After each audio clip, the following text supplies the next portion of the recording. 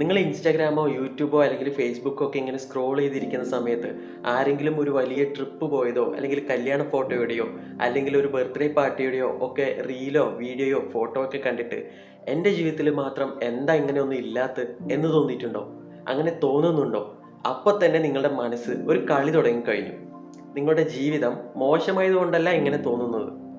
ഇത് എല്ലാവരുടെയും മനസ്സിൽ വരുന്ന ഒരു ചിന്തയാണ്.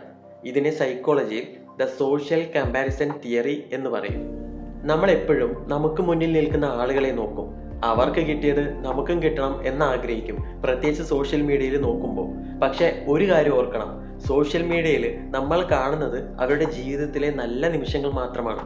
യാത്ര പോയ നിമിഷം, പുതിയ സാധനം വാങ്ങിയ നിമിഷം, അല്ലെങ്കിൽ സന്തോഷത്തോടെ ഇരിക്കുന്ന നിമിഷം, അത് മാത്രമേ അവർ കാണിക്കൂ.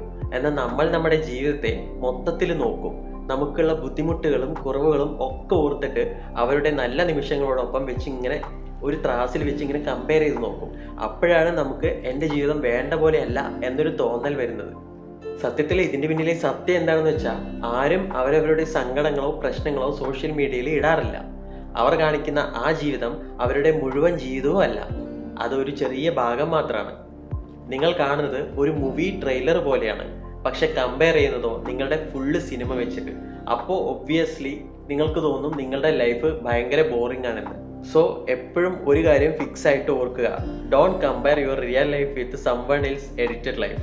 നിങ്ങളുടെ പ്രോഗ്രസ്, നിങ്ങളുടെ ജേണി, നിങ്ങളുടെ പേസ് അതൊക്കെ യുണീക്കാണ്. നിങ്ങൾ ഇന്നലെ ഉണ്ടാക്കിയതിനേക്കാൾ ബെറ്റർ ആണ് നിങ്ങളുടെ ഇന്നെങ്കിൽ നിങ്ങൾ ഓൾറെഡി വിന്നിങ് ആണ്. അടുത്ത തവണ നിങ്ങൾ ഫോൺ സ്ക്രോൾ ചെയ്ത് പോകുമ്പോൾ ഈ പറഞ്ഞ കാര്യങ്ങളെല്ലാം ഓർക്കുമെന്ന് വിശ്വസിക്കുന്നു.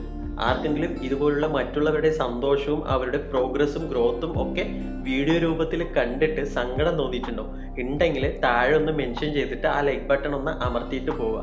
അപ്പം ഇതുപോലുള്ള രസകരമായ ഫൺ ഫാക്റ്റുകൾക്കും സൈക്കോളജിക്കൽ ഫാക്റ്റുകൾക്കും ആയിട്ട് നമ്മളെ ഫോളോ ചെയ്ത് കൂടെ കൂടുക.